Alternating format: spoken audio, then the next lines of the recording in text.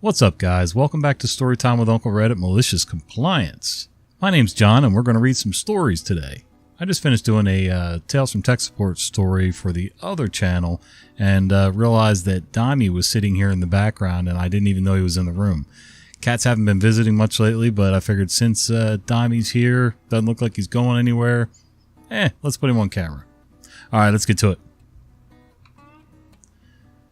When I worked at AT&T, a lady wanted a bill credit for a 30-minute phone outage. I gave it to her. This happened years ago when I was working at AT&T billing.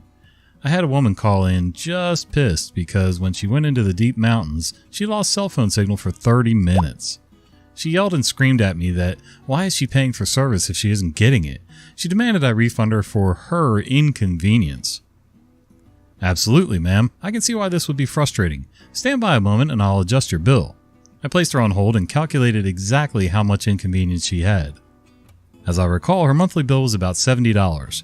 I took 30 days, multiplied it by 24 hours, then multiplied that by 60 minutes, showing there's about 43,200 minutes in a month. So $70 divided by 43,200 equals 0.0016. 30 minutes times that number equals 0.048. She's been on the phone for at least 30 minutes by this point, mind you. So I credited her bill a nickel and came back on. Hello, ma'am. Thank you so much for your patience. By my math, you were robbed of 5 cents worth of your plan, which I have credited back to you. Is there anything else I can assist you with? She just screamed obscenities at me, then hung up. Edit. F AT&T, by the way. I gave away so much money working there, but only to people who were kind and patient. If you showed me even the most basic of human decency, I'd sometimes just give you 50% off your bill because of your kindness. There were limits that prevented me from giving more without getting fired. If you were cruel or insulting or entitled, you get, makes calculations, 4.8 cents. Yeah, I mean, I can understand, I can see this from both sides. I can understand the lady's frustration, but, you know, cell phones have been around long enough that we know there's going to be dead spots. There's going to be signal, weak areas, things like that, and you can't do anything about that. Also, they've been around long enough for people to realize that if you're only losing 30 minutes to an hour, you're not going to get much back on your bill. Now, if I lost a solid day, 2 days, or more, now we got something to talk about. But yeah, I mean, even then, if I lost several days, I would be upset. But one, don't take it out on the guy who answers the phone or girl who answers the phone, because they're not the ones that did it, and they don't get to make many decisions. So just be nice. It's not that difficult. They wouldn't give me the difference between the price I paid and the sale price. Around 5 years ago, I was in a big box store whose one-word name began with a C. The old GPS in my car had an older map loaded on it, and it would have cost me $100 to download a new map. I looked around the electronics section and found a similar new GPS to my old one, but it came with a lifetime map and traffic support, so I picked it up and purchased it for $199. I thought it was an okay price and wasn't on sale. Around 40 days later, I was back in the store and noticed that the GPS I had purchased was now on sale for $149, a $50 savings. I looked at my wallet and walked over to the customer service and asked them to issue a refund between the price I had paid and the sale price. The associate looked at my receipt and said, "I'm sorry, but since it's over 30 days since you purchased this item, I can't refund you the difference." I thought about it for a second and said, "This store has a 90-day money-back guarantee for electronics, correct?" "Yes, we do," replied the associate. "Great," I replied and left the counter. I went back into the store and took another GPS identical to my original purchase and paid the sale price for it. I left the store and went to my car. I took the $199 GPS and exchanged it in the box for the new one and returned with the $199 GPS in the new box. I took out my 40-day-old receipt and told the customer service that I wanted to return it. They gladly returned it and I got my $50 back. The original associate watched me the entire time and I waved and smiled at him on the way out of the store.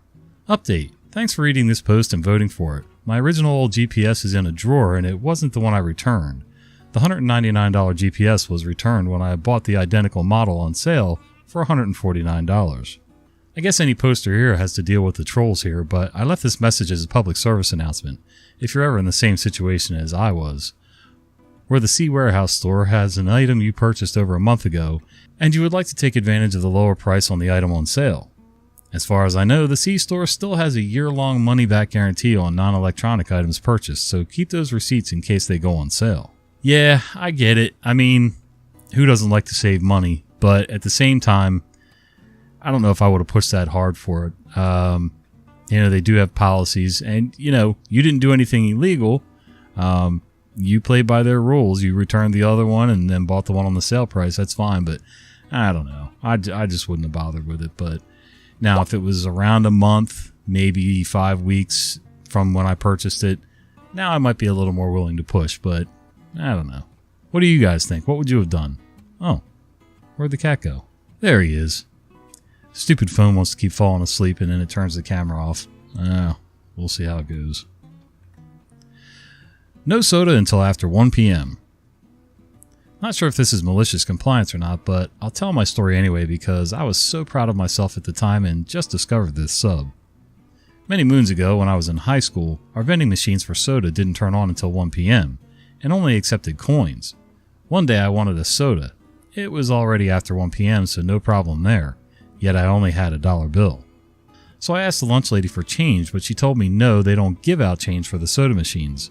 Pretty sure it must have been because the soda vending machines were not affiliated with the school, so they weren't getting the money for what was sold.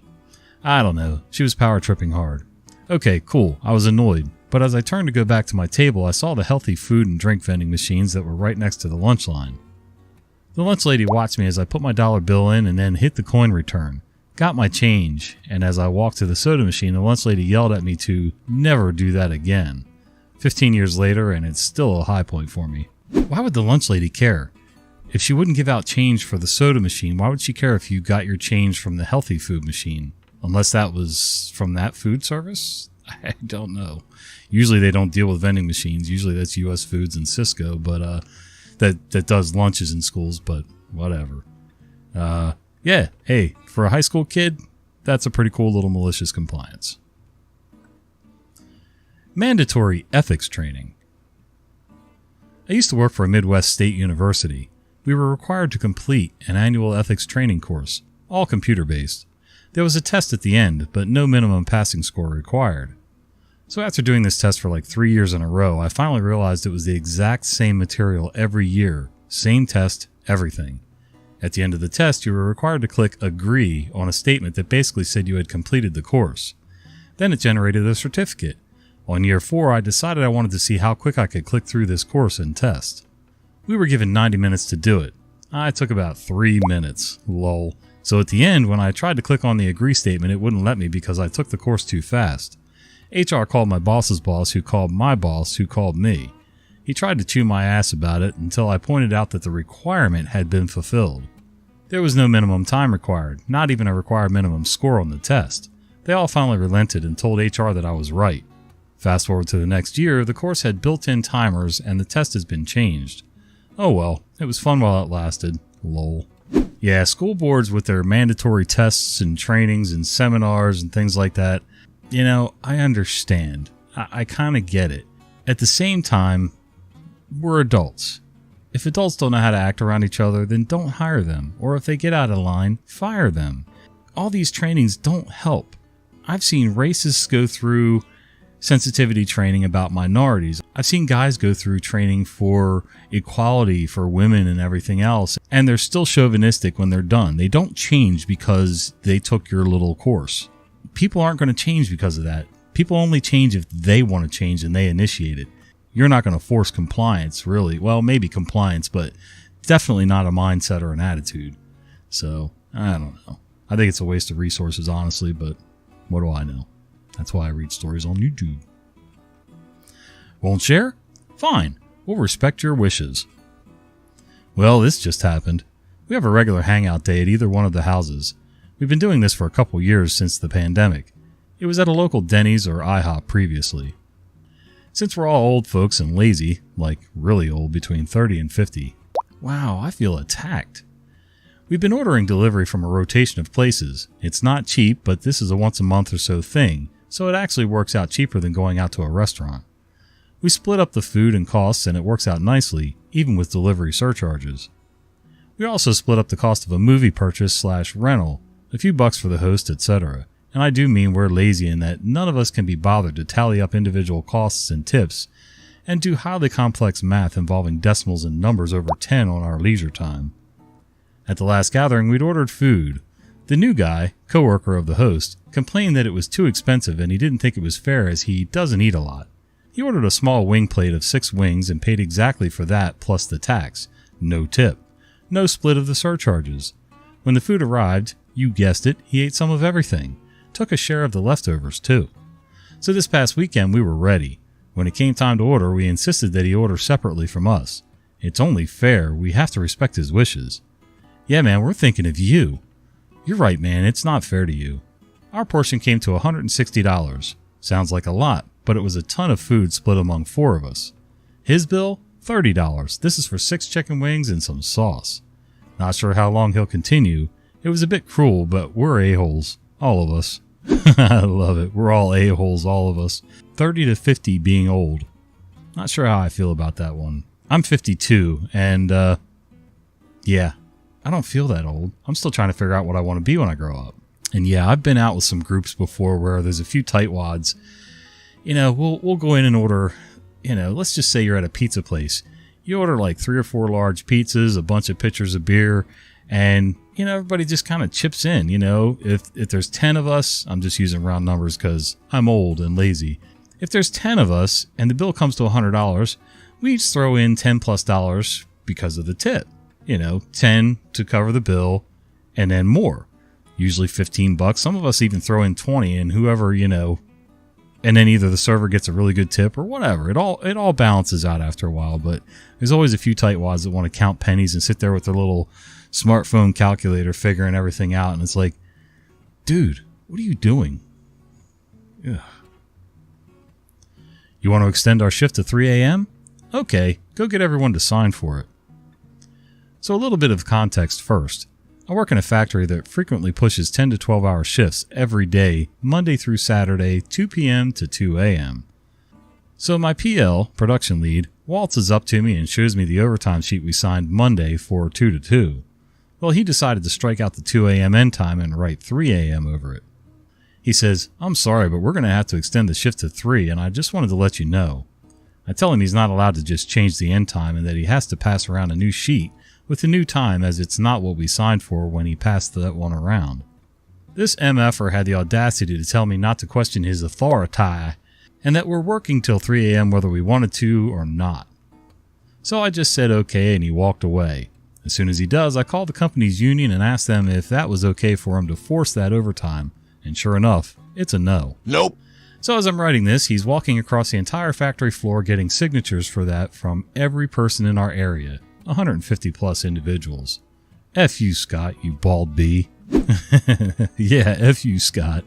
I used to work at a couple companies where we worked 12-hour shifts, and it wasn't pleasant, but it was a job. You know, one of them was in a textile mill. We made giant rolls of lace fabric and of different types, you know, some for tablecloths, some for dresses, some for whatever. It was a hard day. You know, everybody thinks, oh, frilly lace. No.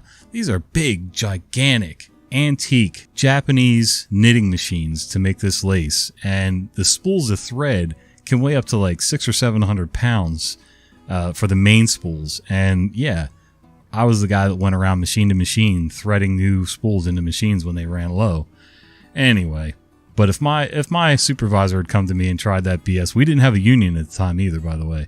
But if my boss had come to me and tried that, I would have laughed right in his face and just left right then. Machines be damned. Fine, you can pay me to eat here. Short story, but I always enjoy it. Several years ago, my wife and I were on a road trip, and as you do when on the road, we stopped at a chain drive-thru restaurant to grab a quick bite. We ordered several items, and the total was $11 or something like that. As I pulled around to the first window, I handed over a $20 bill and received some change. While pulling up to the second window to get my food, I noticed that the amount of change I'd been given was more than the $20 I had initially handed over. I didn't want the cashier to get in trouble for this, so I told the person at the window what happened. They proceeded to call over their manager, who started arguing with me that I was given correct change. I was extremely clear with her that I was not trying to ask for more money from them, but was interested in letting them know that I needed to pay them for my meal plus give back the extra money they'd given me. I actually sat there for a few minutes debating with this person until she said, "Listen, I've been working here as a manager for 5 years, and I can tell you that we gave you the correct amount."